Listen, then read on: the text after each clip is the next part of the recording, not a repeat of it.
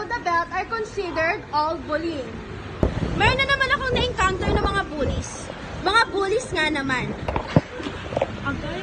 Bakit siya binubully? May camera saw you. Everybody asking how we doing, say we good. Don't need no one to tell me how to live just like they would. It ain't their business, but they in it, I don't know why. Revolved around my life after I found another. Hi guys! Welcome to my channel. And our content for today is all about anti-bullying. Ano nga ba ang anti-bullying? So I am going to ask some random people kung ano ba yung magiging opinion nila about anti-bullying. Hello guys! Oh!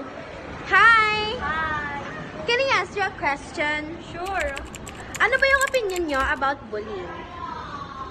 For me, ang opinion ko about bullying is baka hindi sila napalaki ng mga maayos sa kanilang mga magulang. What about you? Maybe those bullies hindi nila pinalaki ng maayos ng magulang in order to cope the pain na lalabas nila yun sa iba. Pero still, mali pa rin yun. Still wrong to hurt someone mentally, physically, and emotionally. Yes! Thank you guys for answering my question. Bye! A few moments later. Oy! Oy!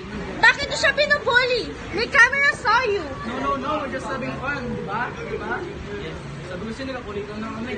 Kahit na, ang pangasar na below the belt are considered all bullying. According to...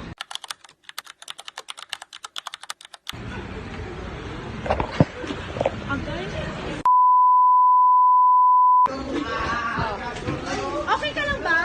Okay lang po. Sige, mauna na ako ha. Hay nako, mayroon na naman akong na-encounter ng mga bullies. Mga bullies nga naman. So ayan nga guys, sana meron kayong natutunan sa vlog ko. Thanks for watching! Bye!